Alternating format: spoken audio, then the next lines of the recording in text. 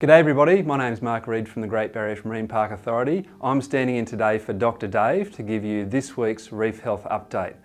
This week, like last week, we've actually got some good news in the fact that the water temperatures across the reef are very close to our long-term averages. We've got a couple of places where water temperatures sort of half a degree to a degree above those long-term averages, but they're isolated areas, and so for us, that's a good outlook for the Great Barrier Reef. We're still getting some isolated reports of coral bleaching, but only in a couple of places, mainly in the northern Great Barrier Reef. And we'll keep a close eye on that through our different systems of monitoring through the Reef Joint Field Management Program and the Eye on the Reef and our tourism operators.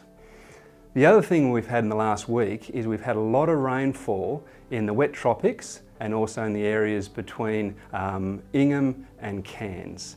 What that means is we've got floodwaters entering the Great Barrier Reef, and the Marine Monitoring Program's monitoring team will be out there having a look at that to see what that actually means for the Great Barrier Reef.